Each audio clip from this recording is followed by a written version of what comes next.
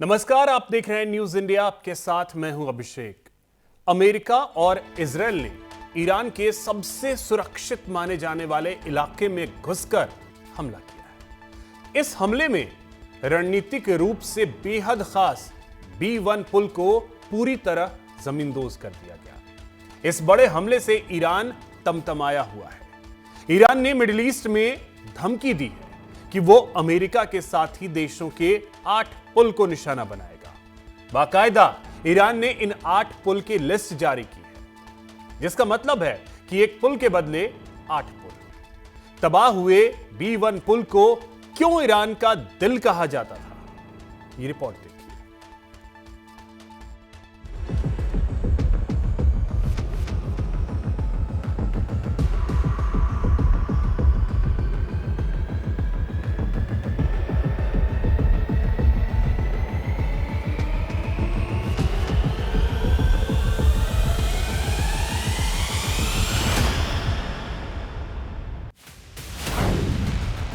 महाजंग का दूसरा महीना, मिडिल ईस्ट में कोहराम मचेगा।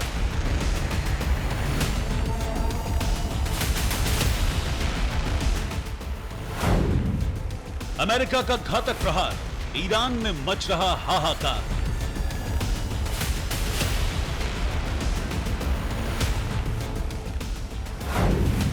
न झुक रहा ईरान, न मान रहा अमेरिका।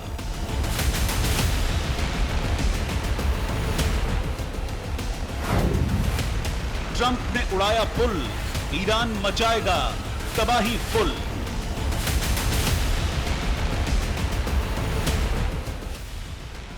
अमेरिका, इजराइल और ईरान के बीच जारी महायुद्ध भयंकर और विध्वंसक होता जा रहा है। एक तरफ ट्रंप 2 से 3 हफ्तों में बड़ा हमला कर ईरान युद्ध से बाहर निकलने के संकेत देते हैं। इन सब के बीच अमेरिका, इजराइल ने ईरान के अल्बोर्ज इलाके में बड़ा मिसाइल अटैक किया। इस हमले में ईरान का B1 पुल तबाह हो गया। पुल उड़ाने के बाद ट्रंप ने फिर ईरान को डील करने की धमकी दी।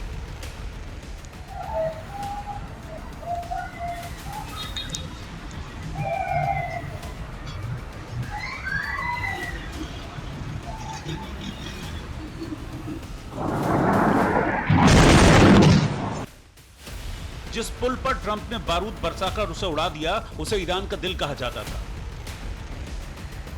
$400 मिलियन की लागत से इस पुल को तैयार किया गया था। तेहरान और कराच को यह पुल जोड़ता था। मिडिल ईस्ट के सबसे ऊंचे पुलों में इसे शुमार किया जाता था। ईरान की इंजीनियरिंग और मजबूती का प्रतीक था। सैन्य गतिविधियों की लाइफ लाइन था यह पुल। पुल टूटने से पूरा ट्रांसपोर्ट सिस्टम बुरी तरह से प्रभावित हुआ है। इस पुल की शुरुआत इसी साल हुई थी। ये करीब 1050 मीटर लंबा और 136 मीटर ऊंचा है।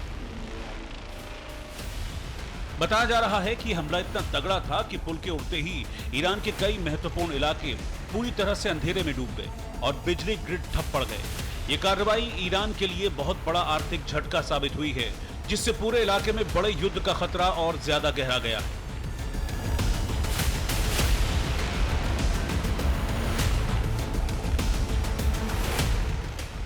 इस बड़े हमले के बाद से ईरान तमतमाया हुआ है। ईरान ने मिडिल ईस्ट के 8 बड़े पुलों की लिस्ट जारी कर अब उन्हें तबाह करने की धमकी दी है। ईरान इन पुलों को रणनीतिक तौर पर अहम मानता है, क्योंकि ये कई देशों की कनेक्टिविटी और ट्रांसपोर्ट के लिए बेहद जरूरी है। रिपोर्ट्स के मुताबिक ईरान ने जिन 8 पुलों को उड़ाने की धमकी दी है, वो कुवैत, UAE, सऊदी अरब और जॉर्डन के कई महत्वपूर्ण पुल हैं।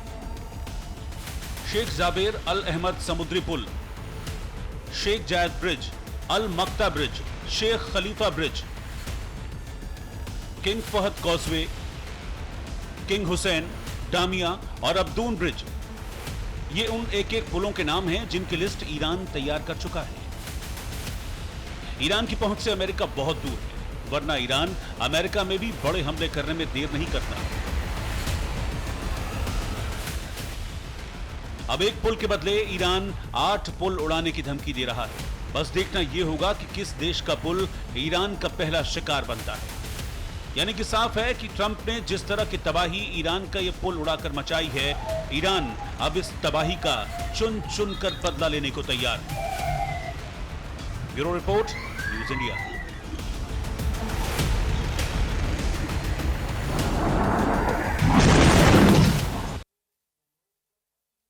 इसी बीच एक बड़ी जानकारी दे दें, मिडिल ईस्ट में जंग के बीच डोनाल्ड ट्रंप का पोस्ट आया है। ट्रूथ सोशल पर डोनाल्ड ट्रंप ने पोस्ट किया है, थोड़ा और वक्त मिलने पर खोल सकते हैं हॉर्मुज स्ट्रेट, तेल निकाल सकते हैं और खूब पैसा कमा सकते हैं। मिडिल ईस्ट में जंग के बीच अमेरिकी राष्ट्रपति डोनाल्ड ट्रंप ने अपने सोशल हैंडल ट्रूथ सोशल पर पोस्ट जारी किया है।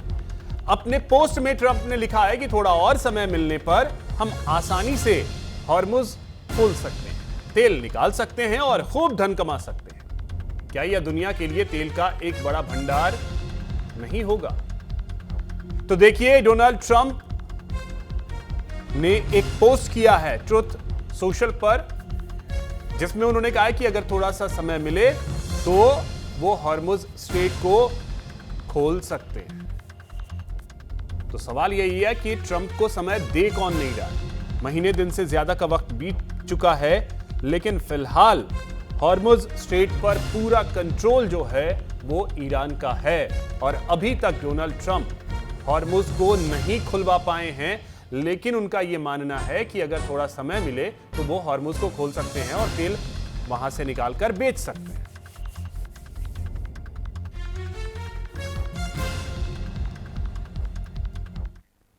जंग के बीच राहत की खबर भारत के लिए है।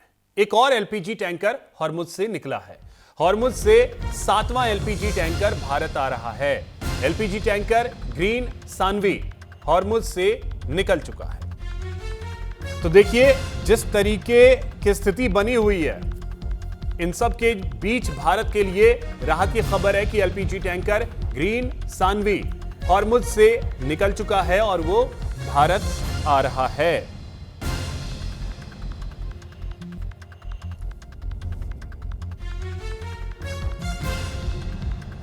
तो जो हालात फिलहाल बने हुए हैं मिडिल ईस्ट में, उसके बीच भारत के लिए एक बड़ी राहत की खबर यह है कि एक और एलपीजी टैंकर जो है वो भारत आ रहा है।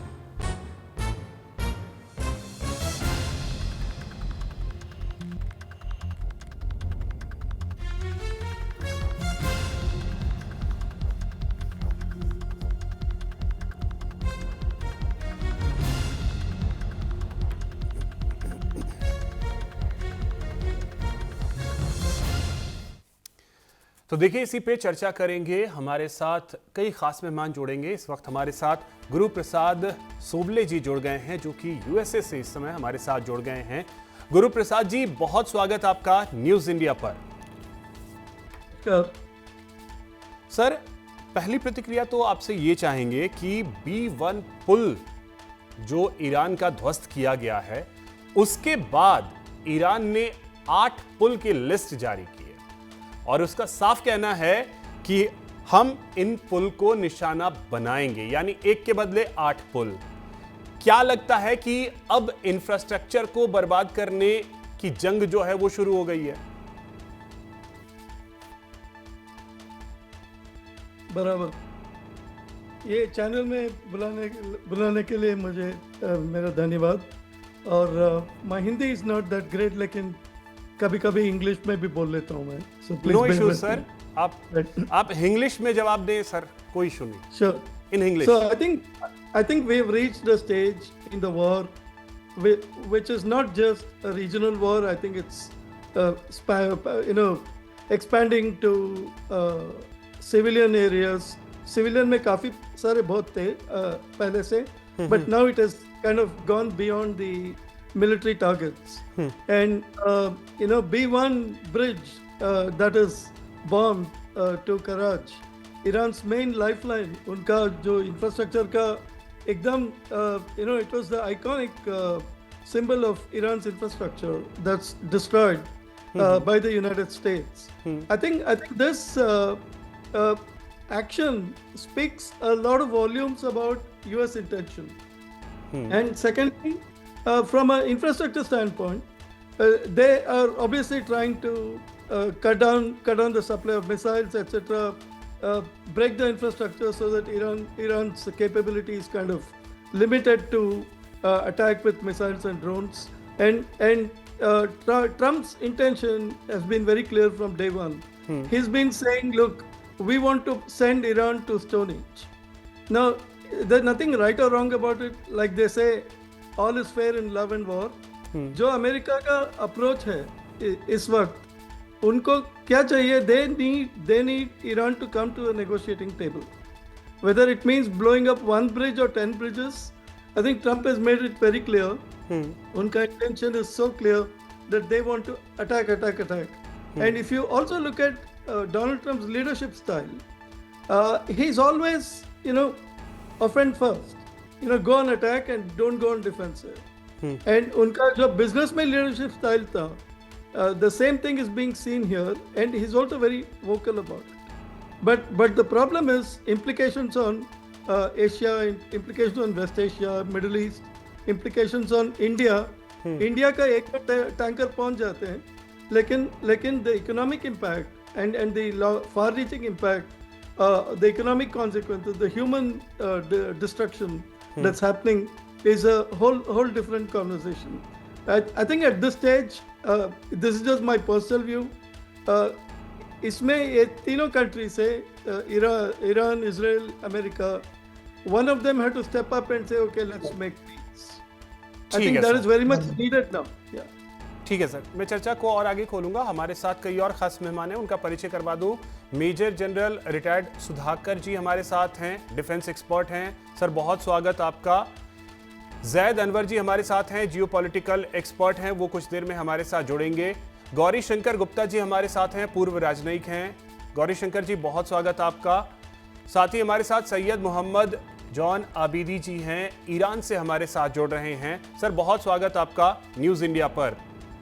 सैयद मोहम्मद जॉन आबिदी जी, आप ही से समझना चाहेंगे कि अब ये जो जंग है वो इंफ्रास्ट्रक्चर को किस तरीके से बर्बाद किया जाए वहां तक अब पहुंच गई है, क्योंकि B1 के बदले ईरान ने जो कहा है कि हम 8 पुल को टारगेट करेंगे, यानी अब धीरे धीरे इंफ्रास्ट्रक्चर को बर्बाद करने की जंग जो है वो शुरू हो गई है। जी बिस्मिल्लाहिर्रहमानिर्रहीम। सबसे पहले तो हम आदाब और सलाम अर्ज करते हैं तमाम जो हमारे पैनलिस्ट हैं, एंकर साहब आपको, और आपके माध्यम और आपके चैनल से हम अपने तमाम देशवासियों को, और दुआ करते हैं कि सब जो हैं वो सही और सालिम रहें और खुशहाली के साथ ज़िंदगी गुजारें। बहुत इम्पोर्टेंट सवाल है, बहुत जो हालात चल रहे हैं इस वक्त मिडिल ईस्ट में, स्पेशली ईरान में जो अमेरिका की तरफ से हमला हो रहा है। यहाँ पर एक बात बहुत इम्पोर्टेंट है जिसको बताना और उस पर ताकीद करना बहुत ज़रूरी है, वो ये कि ये वॉर क्राइम है जो अमेरिका ने और इसराइल ने शुरू किया हुआ है। इसमें इस जंग की जो बुनियाद है वही वॉर क्राइम से हुई है। मैं इसके ऊपर बहुत ज़्यादा बात नहीं करूँगा, क्या एक दो जुमले में जो है वो इसको वाज़ेह कर देना ज़रूरी है। जैसे वॉर क्राइम कैसे, सुप्रीम लीडर को मारा गया, बच्चों को जो है वो शहीद किया गया, सुप्रीम लीडर की शहादत के साथ में जो है ईरान के इंफ्रास्ट्रक्चर, ईरान का जो डिसैलिनेशन प्लांट है उसके ऊपर, जो उनका जो है वो बिजली का प्लांट है उसके ऊपर, वो सारी चीज़ें आपके सामने। और अभी नई चीज़ जो सामने आई है वो उन्होंने अलबुर्ज जो B1 ब्रिज है जो 2 पूरे प्रांतों को जो है वो जोड़ने वाला है यहाँ के ईरान को, ठीक है। लेकिन यहाँ पर एक बात क्लियर हो जाती है अभिषेक जी, वो ये कि अभी तक जो एक मिथ बना हुआ था, ये यूँ कहा जाए कि एक धारणा बनी हुई थी कि ईरान एक ऐसा देश है कि जो बिल्कुल पिछड़ा हुआ देश है, जहाँ पर मतलब जो है वो बहुत ज़्यादा जुल्म होता है, कोई वहाँ पर तरक्की नहीं है। वो यहाँ से जो है वो पुल से ही ये समझ में आ जाता है। मैं इस पुल के बारे में आपको बता दूँ, ये पुल इरानियन इंजीनियर्स ने बनाया है, जो एशिया का सबसे ऊंचा पुल है। इसके अलावा यहाँ पे एक पुल है, कुछ पुल ऐसे हैं कि जो एशिया के सबसे अच्छे पुलों में से है। इसमें एक पुल ऐसा है जिस पर उन्होंने पार्क भी बनाया हुआ है, जो यहाँ की एक लेडी इंजीनियर है, उन्होंने इसको बनाया है। मैं इस बात ये ताकि क्लियर हो जाए बात आगे की हमारे लिए। उसके साथ साथ जो है वो ईरान की बात अगर देखा जाए तो ईरान जो है वो साइंस एंड टेक्नोलॉजी में 14 से 15वें नंबर पे है पूरे वर्ल्ड में। साथ ही जो नैनो टेक्नोलॉजी में ये 5वें नंबर पे है। इंटेलिजेंस क्या कहते हैं, आर्टिफिशियल इंटेलिजेंस में जो है वो 6ठे नंबर पे है। साइंटिफिक जो आउटपुट्स देते हैं, जो जर्नल वगैरह छपते हैं, उसमें 2रे नंबर पे है। बायोटेक्नोलॉजी में 4थे नंबर पे है। इसके अलावा इंजीनियरिंग, रोबोटिक और जिनकी यूनिवर्सिटीज हैं वो इस हवाले से भी ये बहुत ऊपर है। इनकी टॉप 10 यूनिवर्सिटीज दुनिया की 500 यूनिवर्सिटीज में जो है वो शुमार होती है। सारी जो धारणाएं थी, हाँ, जो ये धारणाएं जिसके बारे में आप कह रहे हैं ईरान को लेके जो भी थी, वो तो 34 दिन की लड़ाई में ही ईरान ने वो खत्म कर दिया कि दुनिया जो सोच रही थी, खास करके अमेरिका जो सोच रहा था, उसमें बहुत आगे ईरान निकल चुका है। लेकिन सवाल अब ये है कि इंफ्रास्ट्रक्चर को टारगेट किया जा रहा है। जो है वो एंकर साहब हैं, ठीक है। मैं तो आपके चैनल पे इससे पहले अभी आया, मैंने देखा कि आप बैलेंस गुफ्तगू कर रहे हैं, बैलेंस बातें कर रहे हैं, लोगों को बराबर से टाइम दे रहे हैं जस्टिस के साथ। भाई वहां पर था अभी तो वो तो ऐसी ऐसी बातें कर रहे थे, बड़ा ताज्जुब हो रहा था। मैंने कहा मैं दूसरे चैनल के ऊपर जाऊंगा तो कम से कम इस बात को क्लियर कर दूं। रही बात जंग की, तो क्लियर हो गया है कि अमेरिका की तरफ से इस वक्त अमेरिका इस बात के ऊपर की जो उसकी एक खिसियाहट है, बौखलाहट है, इससे ही समझ में आ रहा है कि वो पूरी ईरान को जो कह भी दिया है ट्रम्प ने कि हम इसको स्टोन एज में लेके जाएंगे। अब 3000 साल पुरानी जो है वो इसका सिविलाइजेशन है, 250 साल पहले के हो, और तुम्हारा कोई तो सिविलाइजेशन ही नहीं है। एक बात। दूसरी बात ये कि ईरान ने जो लिस्ट जारी की है, ईरान ने ये बताया है कि देखिए जैसे आप हमारे इंफ्रास्ट्रक्चर के ऊपर बांट सकते हैं, हमारी नजर में ये सब चीजें पहले से हैं। ये जो आपके पुल हैं, ये जो आपके इंफ्रास्ट्रक्चर्स हैं, ये सब हमारी निगाह में है। हम चाहें तो इनको जब भी चाहें इनको हम उड़ा सकते हैं, लेकिन हम वॉर क्राइम नहीं करेंगे।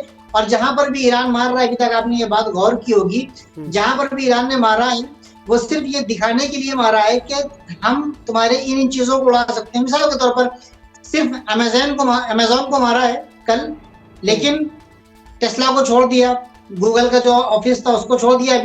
अभी उन तमाम चीजों के ऊपर नहीं, खाली एक लिस्ट जारी की थी। ईरान ये बताना चाहता है कि आपकी पहुंच जहां जहां तक हमारे यहाँ है, आपसे ज्यादा हमारी पहुंच आपके जो इंफ्रास्ट्रक्चर्स हैं, आपकी जो साइट्स हैं, आप जहां जहां पर हैं वहां तक हमारी पहुंच। टेबल टॉक के लिए ईरान आगे अभी बढ़ेगा या नहीं? क्योंकि जिस तरीके से लग रहा है कि अब अमेरिका ही बात करना चाहता है, लेकिन आप लोग अब पैर पीछे खींच रहे हैं कि नहीं? बहुत इंपॉर्टेंट सवाल आपने किया। टेबल टॉक पे कौन गया था और टेबल टॉक पे जाने के बाद जो है धोखा किसने दिया? कौन गारंटी देगा कि दोबारा धोखा नहीं दिया जाएगा? क्या गारंटी होगी? अमेरिका जब देख रहा है कि उसकी हालत खराब है, बिलियंस ऑफ डॉलर में जो है रोजाना उसका नुकसान हो रहा है, उनके अलायंस है उनका नुकसान हो रहा है, स्पेशली इजराइल इस वक्त तबाह बर्बाद हो रहा है, ठीक है। तो अब वो कह रहे हैं बात करना चाहते हैं। अभी बात के लिए भी उन्होंने किन किन लोगों को चुना है आप ये देखिए, जिनका कोई भरोसा नहीं, मैं नाम नहीं लूंगा, नहीं तो बहुत से लोग जो हैं उनकी भावनाएं आहत हो जाएंगी, ठीक है। लेकिन आप देखिए किसका एतबार किया जाए, किसको तुम मीडिएटर बना रहे हो, ठीक है। तो जो बिल्कुल जो है वो अमेरिका के सामने झुके हुए हैं, जो बिल्कुल अमेरिका के सामने मकसद हैं, ठीक है। अब सवाल यहाँ पर ये पैदा होता है, ईरान ने तो कभी बात करने से पीछे कदम हटाया ही नहीं। अभी देखिए अमेरिका का जो नैरेटिव था वो ये था कि रेजिम चेंज करना है, इस्लामिक हुकूमत को चेंज करना है, अयतुल्लाह खामनेई को शहीद करके। उनको शहीद किया, नाम तक वो चेंज नहीं कर पाए, स्लोगन तक वो चेंज नहीं कर पाए, रिजीम चेंज करना तो बहुत दूर की बात है। वो ये चाह रहे थे कि पब्लिक जो है वो सड़क पर आ जाएगी और हुकूमत के खिलाफ नारे लगाएगी और हुकूमत और तख्ता पलट हो जाएगा।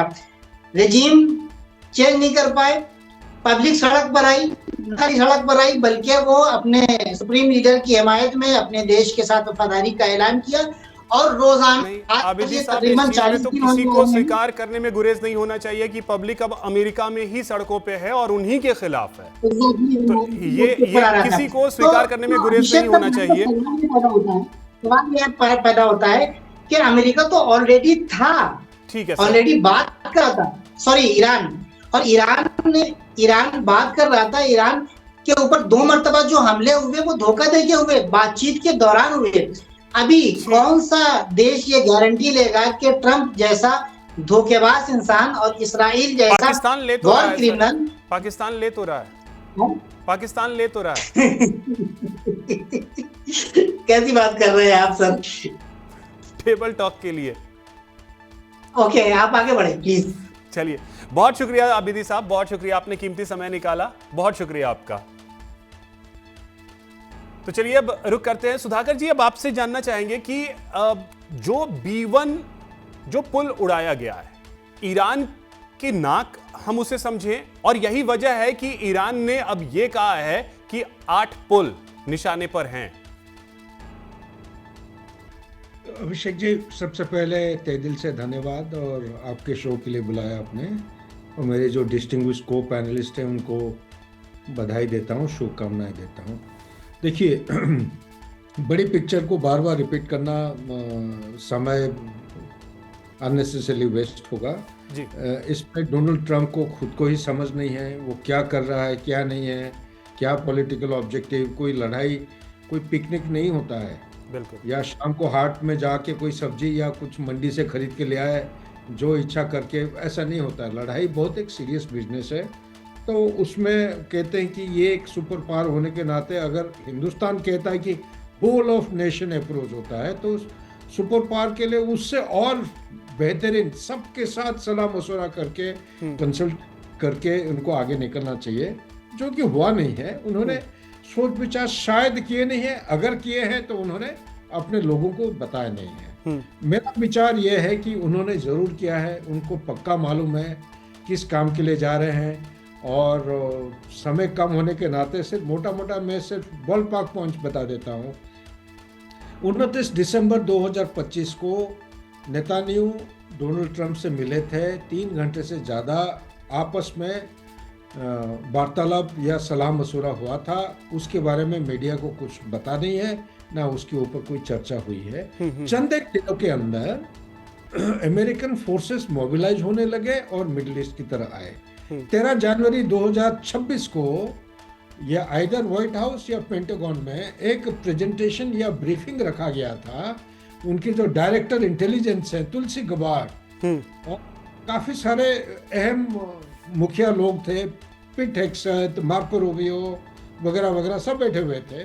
डोनाल्ड ट्रंप का टास्क था एक ही कि डोनाल्ड ट्रंप को कन्विंस करना है या एक्सप्लेन करना है कि ईरान कोई यूएसए के खिलाफ थ्रेट नहीं है। और मीटिंग के आखिरी में डोनाल्ड ट्रंप बहुत खुश हुए थे, उनके चलो कोई बात नहीं, लड़ाई तो बोलने का मतलब यह है कि लड़ाई शुरू करने की कोई आवश्यक था नहीं। यही बताने के लिए डोनाल्ड ट्रंप किया है। मैं फास्ट फॉरवर्ड कर रहा हूं समय को मद्देनजर रखते हुए।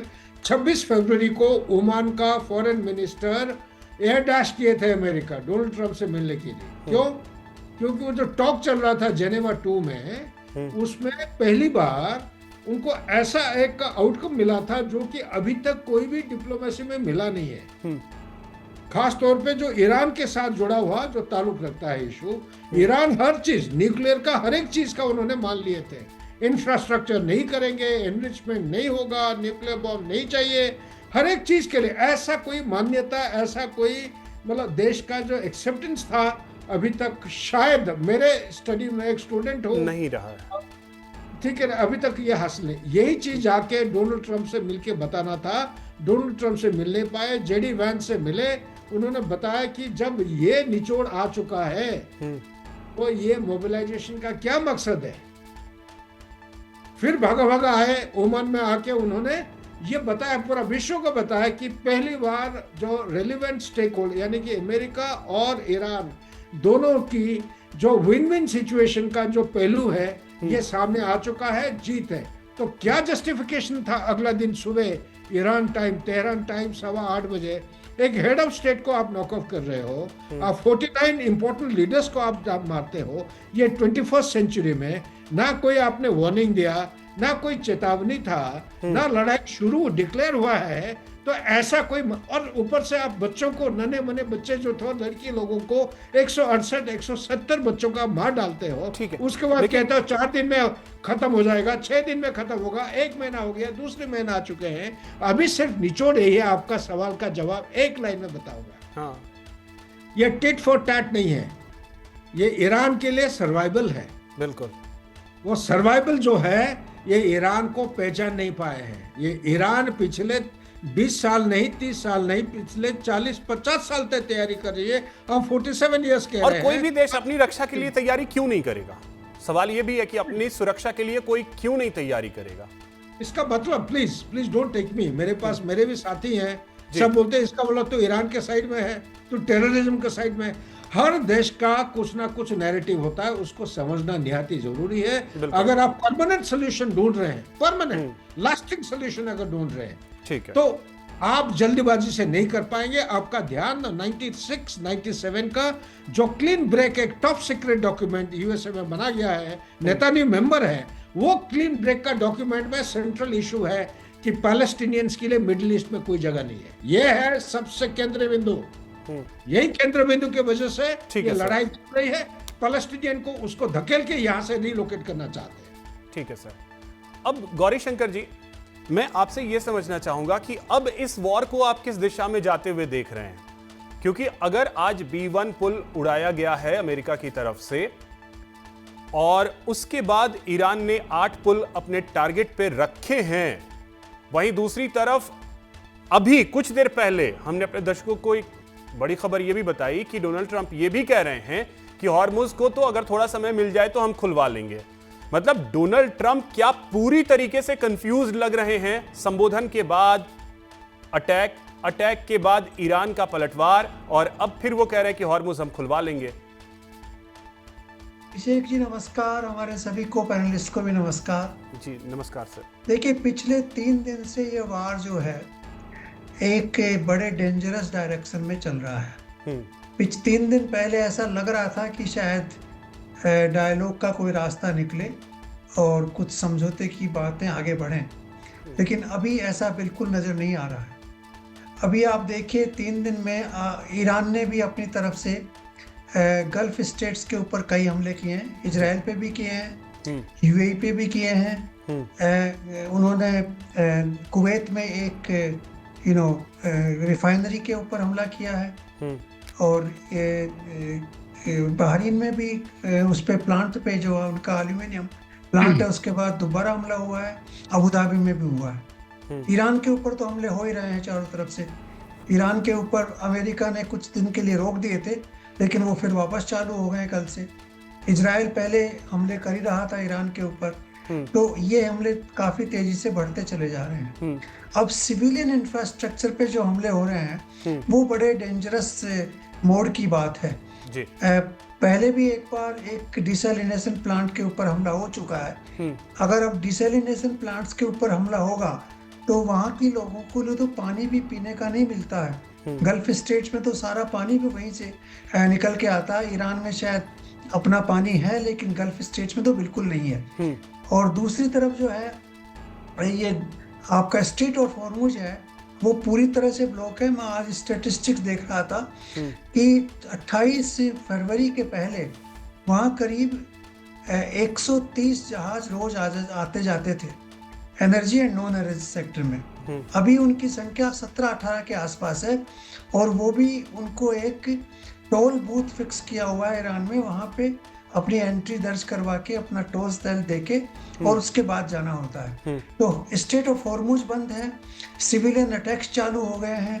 अभी आज न्यूज़ थी कि F-35 प्लेन जो ईरान का यूएस का था, उसको ईरान में गिराया गया है, उसका पायलट भी पकड़ा गया है। तो आप ये देखिए कि गल्फ स्टेट्स में भी हमले बढ़ रहे हैं, ईरान के ऊपर भी बढ़ रहे हैं, और जो इंफ्रास्ट्रक्चर है उसके ऊपर भी बढ़ रहे हैं। तो नेचुरली इसका डायरेक्शन तो बड़ा डेंजरस होता चला जा रहा है। ये किस डायरेक्शन में जाएगा, कहाँ जाएगा? हो सकता है नेक्स्ट स्टेज पे ये सारे ऑयल इंस्टॉलेशन उनके टारगेट बन जाएं, उसके बाद आपके इलेक्ट्रिसिटी इंस्टॉलेशन टारगेट बन जाएं, उसके बाद कुछ स्कूल्स कॉलेजेस, जैसे अभी एक कॉलेज को टारगेट किया गया है, तो कुछ यूनिवर्सिटीज कॉलेजेस टारगेट हो जाए। कुछ अमेरिकन कंपनी जो गल्फ स्टेट्स में बैठी है वो भी ईरान का एक टारगेट है। तो अगर ये टारगेट आगे बढ़ते चले गए तो ये वार बहुत ही डेंजरस स्टेट में चला जाएगा, होता जाएगा। ये बड़ा क्लियर हो गया है कि अमेरिका इनके जो स्टॉक पाइल्स थे ईरान के, कि वो क्लेम कर रहा था कि हमने 60-70% मिसाइल खत्म कर दिए, ड्रोन खत्म कर दिए, लॉन्चर्स खत्म कर दिए, वो खत्म नहीं कर पाया है। नेचुरली ईरान के पास कहीं ना कहीं हिडन स्टॉक्स हैं। कुछ लोग तो कह रहे हैं कि उन्होंने एक सिटी बना रखी है अंडर द माउंटेन्स, तो उसके अंदर ये रखे हुए हैं। अगर ये सब सच्चाई नजर आ रही है, अब लोगों को पता लग रहा है कि ईरान कोई भी को हो, लेकिन सर्वाइवल की जब बात आती है तो इंसान आखिरी सांस तक लड़ता है, अपने शरीर के आखिरी बिल्कुल खून के कतरे बिल्कुल तक पिछले लड़ता है, और ईरान अब मार्च वही जंग लड़ रहा है। हमारे साथ जैद अनवर जी भी जुड़ गए हैं। जैद अनवर जी, बहुत स्वागत आपका। सर, यही जानना चाहूंगा कि लड़ाई अब किस दिशा में आगे बढ़ती हुई दिख रही है, क्योंकि ट्रंप के बयान के बाद ऐसा लग रहा था कि हो सकता है कि अब शायद वॉर रुके, लेकिन ईरान भी अब ऐसी स्थिति आ गई है कि करो या मरो, ऐसा लग रहा है। तो ईरान भी जिसे झुकाने की पुरजोर कोशिश 34 दिन में करते रह गए, ईरान को झुका नहीं पाए। तो अब ट्रंप क्या पूरी तरीके से कंफ्यूज नजर आ रहे हैं? देखिए, दो पहलू है इस पूरे पूरे पूरे जो मामला है, जो लड़ाई है, जिस तरह से शुरुआत हुई थी और जिस तरह से अंदाजा लगाया जा रहा था कि 10 दिन से 15 दिन तक जो स्टेटमेंट तमाम आ रहे थे प्रेसिडेंट साहब का, मगर गुज़िश्ता 2 अप्रैल को जो उनका स्टेटमेंट आया है, उन्होंने एग्री किया है कि इस लड़ाई से उनको नुकसान की तरफ है, क्योंकि उनका जितना भी स्टेटमेंट आया है वो तमाम का तमाम स्टेटमेंट जो रटे हुए थे वही कह रहे थे, मगर उन्होंने नया एक बात ऐड किया कि उस ऑयल प्राइस को इफेक्टेड हो रहा है हमारे मुल्क में, मगर उन्होंने साथ साथ जो नेटो एक है इनका मामला, उसमें वो परे दिखे, तो उन्होंने बोला कि जो भी हार्मोज से निकल रहा है वो तमाम चीज अपने खुद ही देखेंगे। तो इससे एक मैसेज वो दे रहे थे कि यूरोपियन जो भी हैं तमाम नेटो में, वो सब आगे आए और अपना मामला खुद सुल जाए। मगर तारीख अगर लिखी जाएगी, इस लड़ाई में कोई जीत नहीं रहा है, पहले समझिए बात को। और तारीख में जब हम जाते हैं हिस्ट्री में, अगर कोई लड़ाई का रिजल्ट नहीं आता है तो वो तमाम दावा करते हैं कि मैं जीत गया, मैं जीत गया, मैं जीत गया। मगर दुनिया एक तरफ एक ऐसा मुल्क है जो बैठा है, वो बाकायदा जीत रहा है। अब तमाम आर्टिकल उठा के देख ले, और तमाम जितने भी दुनिया के बेहतरीन लोगों ने जो आर्टिकल लिखा है, तमाम के तमाम ने, एक ऐसा मुल्क है जो चीन, उसके सोलर पैनल की अभी डिमांड कहाँ जाएगी किसी को नहीं पता, उस पहलू से वो जीत रहा है। उसकी बिजली कहाँ जाएगी, उस पहलू से वो जीत रहा है। तो एक ऐसा मुल्क है, ये तीनों में ना इजराइल जीता है, ना ईरान जीता है, ना अमेरिका जीता है। इसमें कोई जीत, किसी की जीत नहीं है। मगर ये बात दर हकीकत सच ये है कि अमेरिका और इजराइल से ईरान जीत नहीं सकता। अगर जो स्ट्रैटेजी से चल रहा है उससे जीतेगा, वो बहुत ताकतवर मुल्क है। मगर वो कहीं ना कहीं ground on the boot on the ground अगर होता है, अगर वो जो फौज जमीनी तक हिस्से पे आए, तो कहीं ना कहीं आप एक हिस्से पे कब्जा कर सकते हैं। मगर जो रिजीम आज मौजूद है, बात समझ में, जो रिजीम वहां मौजूद है, उस रिजीम का जो रिजीम मौजूद है, जिस मजबूती से मौजूद है, वो पूरे मुल्क में कब्जा नहीं कर सकते। कुछ हिस्से में आप कब्जा कर सकते हैं। मगर जो पैरेलल बात हो रही थी, कि पैरेलल लड़ाई भी चल रही थी और बात हो रही थी, कहीं ना कहीं ईरान के अंदर बात जरूर हो रही है। ये बात आप दिमाग में रखें। क्यों ईरान की तरफ से ये बताया इसलिए जा रहा है कि हमसे बार्गेनिंग नहीं हो रहा है। अगर ये कहें कि हमसे बात हो रही थी, इनसाइड से एक डेमोन्स्ट्रेशन तैयार हो जाएगा, लेकिन और वो गवर्नमेंट को हटा सकती है। यहाँ जिस तरीके से ट्रंप को आपने सुना होगा, ट्रंप ने पहले कहा कि हमें ईरान से अब डील करने की जरूरत नहीं है। फिर वो कहते हैं जेडी वेंस से कि अगर डील हो गई तो सारे क्रेडिट मैं लूंगा, डील नहीं हुई तो सारा जो ब्लेम होगा वो आपके ऊपर जाएगा। मतलब वो भी ये मामला सुनिए ना, ये 3 डेकेड से ये मामला 3 डेकेड से एक जगह पड़ रहा था। ये तमाम के तमाम हर हिस्से में दिखा है। चाहे आप रशिया उठा लें, चाहे अभी अमेरिका उठा लें, चाहे आप इसी बात को आप टर्की में ले जाएं, गर्दवान के हिसाब से ये मामला रहा है। चाहे आप ईरान की तरफ ले जाएं। मगर बात यह है कि जब बात आपके पाले का आती है तो वो चीज दूसरा हो जाता है। ठीक है सर, बात समझे ना। आप देखिए कि आज नेटो का आर्टिकल 5 क्या कहता है और यूएन का आर्टिकल 6 क्या कहता है, सिमिलर है। मगर मामला ये है, जिसने ये ताकत बनाई वो जो फॉलो कर रहा है। सिंपल सवाल है ना। ठीक है सर, ने जिस मिजाज से शुरू किया था। जी ठीक है सर। अब गुरु प्रसाद सोवले जी, समझना ये चाहेंगे कि डू यू थिंक कि Donald Trump is now totally confused that what he want? Yeah, that's a great question. I really like what Zaid Anwar said, and also greetings to all the fellow panelists. See, in in this war, I don't think anybody will be victorious. I completely agree with that. Yes. Having said that, if you step back and look at the population on the ground in America, more than 60% of Americans are not approving of the war decision. And all the polls, whether it's CNN, CNBC, CBS, जो भी polls हो, सारे polls are reporting that public are not with the war decision. Right? I think common man on the ground does not want war. But Donald Trump is on a mission. I also want to deflect the topic a little bit to US internal situation. November में we have this by-elections, right? Midterm elections, sorry. Midterm. So with midterm, in the vicinity, I don't think President of America has too much of bandwidth to continue the war, unless he decisively claims victory or the world acknowledges victory, or he gets an off-ramp. If Iran says, okay, Donald Trump, you won, I think he'll withdraw, and that will be his rallying point in the elections. Now, there is that angle too. So that is, it is a dual-edged sword. Elections जो आ रहे हैं 6 महीने में, it's going to be imperative for him to either completely withdraw or continue the war to a point where he's completely seen as victorious.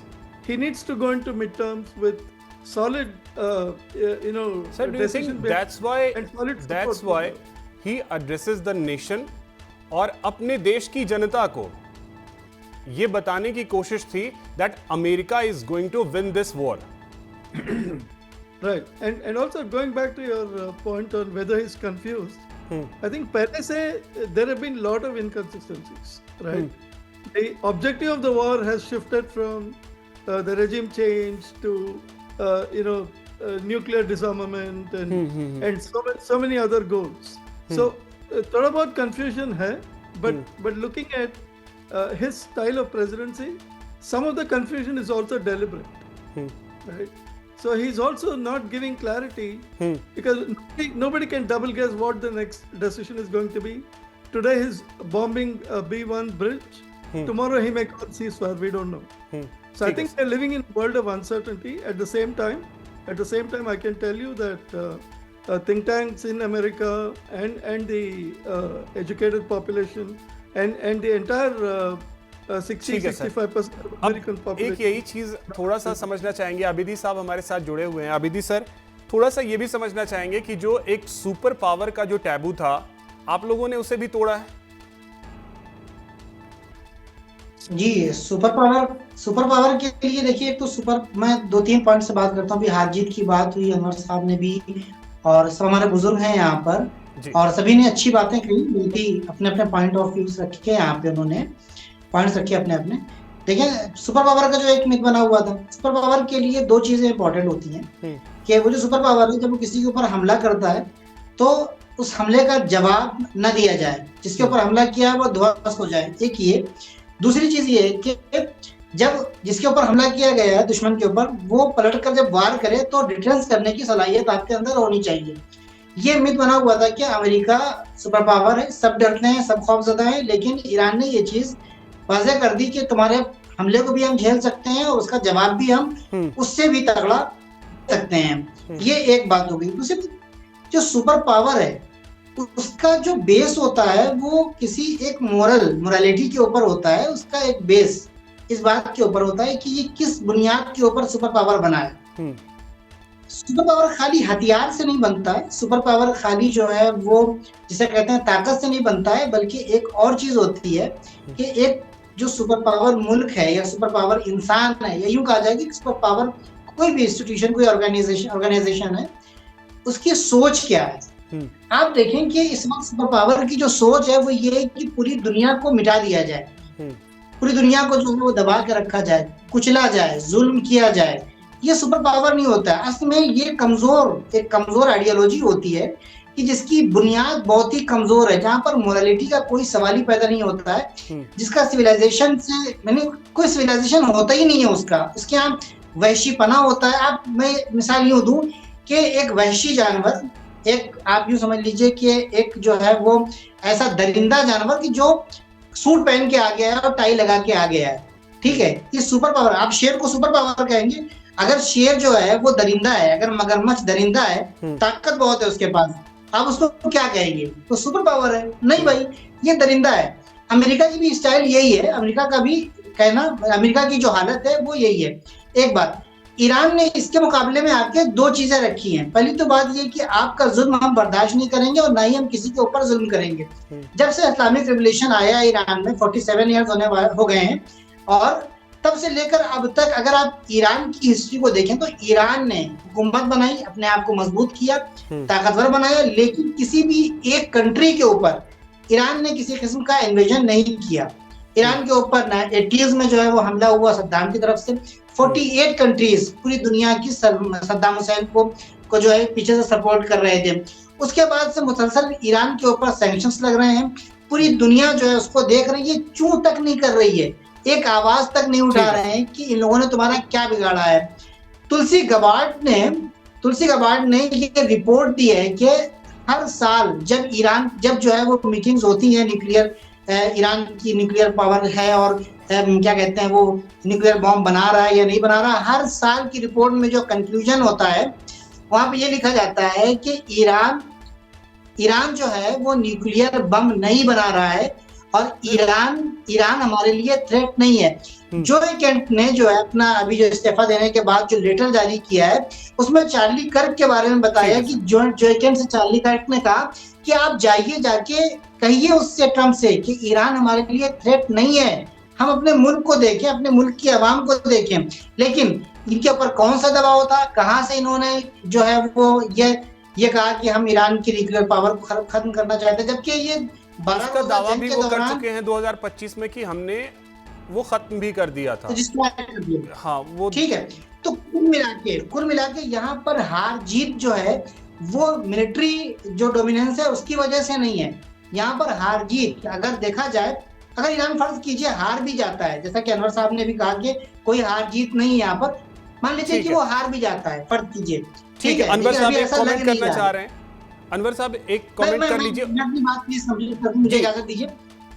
जी मुझे इजाजत दीजिए, मैं अपनी बात कंप्लीट कर दूं। अगर हार भी जाता है तो यहाँ पर जो जीत है, जो अपर हैंड है मोरालिटी के एतबार से, वो ईरान का है। ईरान ने वॉर क्राइम नहीं किया है, ईरान ने सिविलियंस को जो है टारगेट नहीं किया है, सिविलियन इंफ्रास्ट्रक्चर जो है उनको टारगेट नहीं किया है। ईरान अभी भी अगर थ्रेट देता है तो बताता है कि देखो फला जगह के ऊपर हमला करेंगे, आप 1 किलोमीटर के रेंज में जितने लोग हैं वहां से हट जाएं, हम फला साइड को मारने वाले हैं। यानी कैजुअलिटीज जो होती हैं अगर होंगी तो वो अमेरिकन सोल्जर्स की होंगी, किसी आम इंसान की नहीं होगी। अगर एक तो लोग वहां पर मरते भी हैं तो वो अपनी गलती से मर रहे हैं क्योंकि वहां पे हैं। ईरान, अमेरिका और इस्राइल की तरफ से इस तरह की कोई भी चीज नहीं हो रही है। तेहरान में 30,000 से ज्यादा मकानों को ध्वस्त कर दिया गया है कि जिसमें से 2,500-3 हजार से ज्यादा लोग जो हैं वो जिन्हें आम लोगों की जानें गई हैं। तो इस एतबार से ईरान की एक जीत है, इसको हिस्ट्री में लिखा जाएगा। लेकिन अभी भी मिलिट्री के एतबार से भी अमेरिका के अंदर इतनी ताकत नहीं है कि वो उसको हरा सके, ऐसा ईरानियंस के लिए। ओके आबिदी सर, बहुत शुक्रिया आपका हमारे साथ जुड़ने के लिए। जैद अनवर सर कुछ बोलना चाह रहे हैं, 10 सेकंड में सर बोल लीजिए, उसके बाद मैं सुधाकर सर के पास जा रहा हूँ। देखिए, दरअसल बात क्या है कि अभी आप मजहबी तौर पे एक चीज को अच्छा कह सकते हैं, मगर दर हकीकत जब एक पैमाना और एक स्केल होता है, एक नंबर होता है, उससे अमेरिका और इजराइल बहुत far better than Iran. Strategy की प्रॉब्लम क्या आ रहा है कि आप इन साइड ऑफ अमेरिका आप लोग 80 लाख लोगों को देख रहे हैं, मगर end of the day product had been sold, ये वर्ड है इंग्लिश का, ठीक है जी। व्हाइट सुप्रीमेसी में फिर डोनाल्ड ट्रंप को आप देखिएगा एक माहौल मिलेगा, because Americans are different, they are polish, you understand. अभी आप देखिएगा, मैं यहाँ बैठ के पेशन गोई उर्दू का अल्फाज है, भविष्यवाणी कर रहा हूँ, आप देखिएगा मिड टर्म पे आपको Donald Trump product had been sold, वो चीज दूसरा दिखेगा। क्यों? उनके पास बहुत सा वेपन है, पिंडारा बॉक्स कुछ और खुलेगा तो वो दिखेगा। अब आते हैं मामला जो ईरान का अभी आ रहा है, ईरान कहीं ना कहीं बार्गेनिंग कर रहा है पैरेलल, मगर उस पे जो मुआयदा है 15 पे नहीं, उनका 5 जो है 5 मजबूती है। ठीक है सर, अब बात पे गौर करें। नेगोशिएशन तो हर लेवल पे होनी ही चाहिए, और बातचीत अगर जी, नहीं दादा, होगी तो मुझे फिर अभी अभिषेक जी भाई की जगह भी जाना है, तो मैं आप सबका धन्यवाद, आप सबने हमको सुना, शुक्रिया। और बहुत बहुत शुक्रिया आप लोगों का। अभिजीत सर बहुत शुक्रिया, क्या बहुत मानेंगे? बहुत बहुत शुक्रिया सर। ओके, सुधाकर सर, अब आपसे जानना चाहेंगे कि क्या वाकई में जो एक टैबू था उसको, ठीक है बिजनेस के स्तर पे हम देखें तो हो सकता है अमेरिका को फायदा हो भविष्य में, या किसी और कंट्री को फायदा हो, क्योंकि ट्रंप ने साफ कहा था कि अमेरिका फर्स्ट, तो ऐसे में अब या तो तेल हमसे खरीदो या हॉर्मुज से लेकर के आओ। ये बयान भी ये दिखाता है कि डोनाल्ड ट्रंप का मकसद सिर्फ और सिर्फ इतना है कि उन्हें तेल पे अधिकार बना करके तेल बेचना है। वो आज भी वही कह रहे हैं कि हॉर्मुज से तेल निकालेंगे और बेचेंगे। लेकिन सवाल यह है कि जो एक टैबू था सुपर पावर वाला मिलिट्री लेवल पे, उसको झटका लगा है। नहीं, अभिषेक, आप जो कह रहे हैं बिल्कुल सही कह रहे हैं, मैं आपके साथ सहमत हूं। मेरा आवाज सुनाई दे रहा है क्या? जी जी जी सर। ओके, मैं थोड़ा आपकी इजाजत अगर हो तो मैं थोड़ा सा बड़ी पिक्चर को ब्रीफली बोलना चाहता हूं, उससे ये जाहिर होगा कि अभी जो लड़ाई जी चल जी सर, रही कम है, शब्दों में जल्दी से। हाँ, ये कौन सी दिशा में जा रहा है, किस तरफ जा रहा है, बड़ी पिक्चर क्या है। एक थ्यूसिडाइड डॉक्ट्रिन बोलते हैं, ग्रीक का एक हिस्टोरियन हुआ करते थे, उस डॉक्ट्रिन के मुताबिक ये कहा जाता है कि कोई भी एकम्प्लिश्ड, कोई भी एस्टैब्लिश्ड पावर, कोई राइजिंग पावर को अपने घुटने तक, आसपास आने तक वो अलाउ नहीं करेगा, नंबर एक। नंबर दो, कोई भी सुपर पावर अपना सुप्रीमेसी और अथॉरिटी को हराना नहीं चाहेगा। America is a declining power, ये अमेरिका डोनाल्ड ट्रंप को भी पता है, सारे अमेरिकन को भी मालूम है, पूरा विश्व में सबको पता है, और अमेरिका उसको रिस्टोर करना चाह रहे हैं टू स्टेटस को एंटी, यानी कि जो सुपर पावर स्टेटस पहले थे कोल्ड वॉर 1.0 के टाइम में, उस लेवल के बराबर जाना। इसलिए उनका जो एक्रोनिम स्लोगन है, मेक अमेरिका ग्रेट अगेन, मागा जो उन्होंने कॉइन किया है, क्योंकि ग्रेट नहीं है इसलिए उसको ग्रेट बनाने का एक मुद्दा बना रखा है। मुद्दा बनाने का क्या है कि वो देखिए पिछले 30-40 साल के अंदर जब से चाइना को फैक्ट्री ऑफ द वर्ल्ड बना दिया, सब कुछ आउटसोर्स हो गया, चाइना पूरा विश्व में एकदम घेर लिया है। उसका गेम का बोलते हैं गो, टाइम नहीं है इसलिए मैं एक्सप्लेन नहीं करूंगा, उसका 364 अलग अलग इंटरसेक्शन होता है, कैसे उसने घेरा है। अमेरिका का जो स्ट्रेटेजी है अलग है, चाइना का स्ट्रेटेजी अलग है। ऐसा कह लिया कि उसका जो लैटिन अमेरिका और जो भी देश, यूरोप लेते हो कहीं पे भी, वो प्रवेश किया है, इतना गहरा प्रवेश किया है कि सिर्फ केंद्र बिंदु किसको इस्तेमाल किया, जियो इकोनॉमिक्स।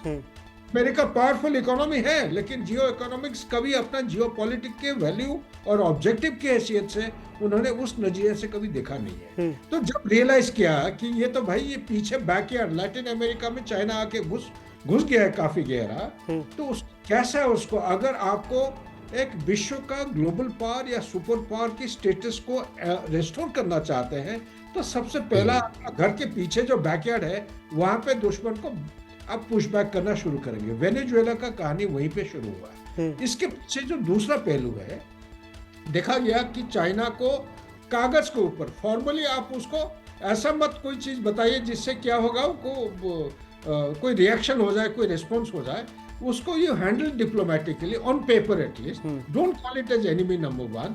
आप बोलो कि आपको ताइवान को जो भी करना है, जैसे करना है आप करिए, but don't cross the Atlantic. They manage to convey the message. लेकिन एक बहुत इंपॉर्टेंट चीज क्या हुआ है कि मादुरो जून 2018 को खुलेआम पब्लिकली बोला था, जिसको तेल चाहिए आप तेल ले लो इन नॉन डॉलर करेंसी, ये अनाउंस किया था। डोनाल्ड ट्रंप उस समय प्रेसिडेंट थे, तो वहां की अगर शुरुआत नहीं है तो let's not go too far behind, वहीं से हम स्टार्ट करते हैं। डॉलर का डोमिनेंस पीक पीरियड में था 86%। कोई देश को सुपर पावर बनने के लिए उसका जो करेंसी होता है, एक इंटरनेशनल रिजर्व करेंसी का डोमिनेंस होना निहाती आवश्यक है। 86% से नीचे आया पैंडेमिक के टाइम में 54%। You can Google up and check it. और एक्सपर्ट्स क्या कहने लगे कि 54% से नीचे जाता है, 50% के नीचे, तो ये इंटरनेशनल रिजर्व करेंसी नहीं रहेगा।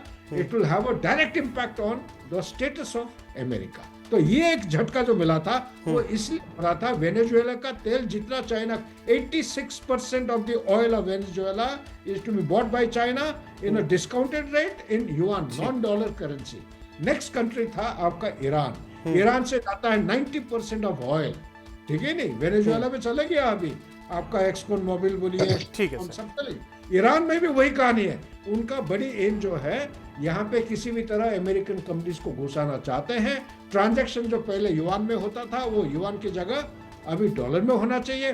सो गेम जो था petro dollar to petro yuan, इसको वो रिवर्स करके पेट्रो डॉलर का डोमिनेंस जो है रिस्टोर करना चाह रहे हैं। ठीक है सर। इसीलिए इतना आसान नहीं होगा, लड़ाई लंबी होगी और लंबी लड़ाई में Iran will be compelled to fight a guerrilla war. इसलिए सेकेंड वियतनाम शुरू होने जा रहा है। Back to you. ठीक है सर। गौरीशंकर सर, अब यही चीज मैं आपसे समझना चाहूंगा कि अमेरिका के लिए मुश्किल जो है वो यही रही है कि अगर जमीन पे जब भी मतलब लड़ाई जब भी हुए, वियतनाम कितना लंबा खींचा हम सभी जानते हैं। अफगानिस्तान से हार करके मतलब at the end of the day उन्हें लौटना पड़ा।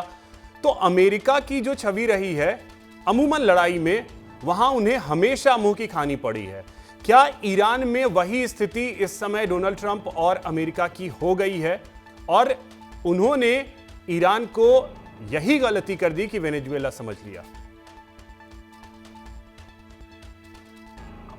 सर शायद आप म्यूट हैं। अभिषेक जी, जो आप कह रहे हैं उससे मैं काफ़ी हद तक पूरी तरह से सहमत हूँ, लेकिन उसके एक दो पॉइंट्स हैं। देखिए, अभी ईरान की जो सिचुएशन है उसको छोड़ करके अमेरिका निकल नहीं सकता वहाँ से। उसका पहला कारण तो यह है कि जो गल्फ के जितने अलाइज हैं, जीसीसी स्टेट्स हैं 5-6, वो बड़े वल्नरेबल हैं ईरान के अगेंस्ट में। ईरान की वो एक्चुअली शेडो के अंदर जीते हैं। मैं गल्फ में सर्व कर चुका हूँ, बहुत पुरानी बात है। इनको सबको ईरान का बहुत डर लगता है क्योंकि ये सब सिटी स्टेट्स हैं। कुछ मिसाइल्स ईरान भेजेगा और इनकी सारी इकोनॉमी को डिस्टेबलाइज कर देगा, उनके पावर स्ट्रक्चर को डिस्टेबलाइज कर देगा। तो एक तो इस वजह से वो नहीं चाहेगा कि उनके सारे अलाइज को वो छोड़ के इस तरह से निकल जाए। दूसरा, वो इजराइल का एग्जिस्टेंस भी ऑलरेडी उसमें आएगा क्योंकि इजराइल के ऊपर अटैक और बढ़ेंगे अगर ईरान इस तरह की स्थिति में रहा तो। और तीसरा यह है कि जो ऑयल इंफ्रास्ट्रक्चर के ऊपर ईरान ने जो अपना कब्जा दबा दिया है वो पहले कभी नहीं था, अब इसको वो और ज़्यादा यूज करेगा, तो इसको भी निकालना बहुत ज़रूरी है। तो इन तीनों पॉइंट्स को देखते हुए मेरे को लगता है कि यूएस का वहाँ से निकलना अभी संभव नहीं होगा। वो चाहेगा कि ईरान और वीक हो और उसके बाद नेगोशिएशन करके वहाँ से वो निकले। इसलिए वार तो लंबा होगा डेफिनेटली, इसमें कोई डाउट नहीं है। मैंने पिछले कुछ दिनों पहले कहा था कि ये वीक्स नहीं मंथ्स में चलेगा, लेकिन मेरे को नहीं लगता कि ये वियतनाम की तरह से या अफगानिस्तान की तरह से चलेगा। इस मामले में ट्रंप का बड़ा क्लियर कट अप्रोच है। वो चाहेगा कि अगले 2 महीने में 3 महीने में इस वार को ख़त्म करके किसी भी तरह से निकले, और अगर नहीं भी होता है तो हो सकता है वो अपने वर्ड्स को बड़े क्लेवरली चेंज कर लेते हैं और चेंज करके निकल जाएंगे, लेकिन वो मौका मिलने पे फिर वापस आएंगे। वो ईरान को वापस उठने नहीं देंगे, इतना पावरफुल नहीं देखना चाहेंगे कि वो पूरे के पूरे मिडिल ईस्ट रीजन को कंट्रोल में करे। ये अमेरिका को बिल्कुल भी एक्सेप्टेबल नहीं होगा। तो इन चीज़ों को देखते हुए ये वार चलेगा या फिर नए फेज में वापस आएगा ये। और अब अमेरिका को इस चीज़ का पता भी लग गया है कि ईरान के पास कितनी शक्तियां हैं। उनके जो स्टॉक पाइल्स हैं वो पहले मेरे को लगता है कि उनके गौरीशंकर सर, क्या मतलब अमेरिका को वाकई पता चल गया है कि ईरान की शक्ति कितनी है, या अभी भी चीजें हैं जो ईरान बहुत हद तक और दुनिया को चौंकाएगा? ये भी संभव है, आ सकता है फिर चौंका दे, लेकिन मेरे को नहीं लगता कि अब ज्यादा चौंकाएगा। सबसे बड़ी चीज जो है ना IRGC की है। IRGC बड़ी फंडामेंटलिस्ट ऑर्गेनाइजेशन है। जब तक वो पावर में रहेगी वो किसी भी तरह से नेगोशिएशन के लिए तैयार नहीं होगी। तो अमेरिका और इजराइल का एफर्ट होगा कि IRGC को कमजोर किया जाए और वहाँ पे मॉडरेट लोगों को बिठाया जाए, जिससे कि नेगोशिएशन की बात आगे बढ़े और कोई ना कोई समझौता निकले। तो ये मेरा ऐसा होगा, ये देखना अहम होगा। वक्त मेरे पास इतना ही है। बहुत शुक्रिया सर आप सभी का हमारे साथ जुड़ने के लिए और इस चर्चा में शामिल होने के लिए। तो बड़ा सवाल यही है कि क्या डोनाल्ड ट्रंप बुरी तरीके से ईरान में फंस गए हैं और ईरान ने एक पुल के बदले 8 पुल को अपने निशाने पर ले रखा है। क्या ये 8 पुल निशाने पर हैं और इन पर अटैक करेगा ईरान या नहीं, देखना अहम होगा। फिलहाल इतना ही। नमस्कार।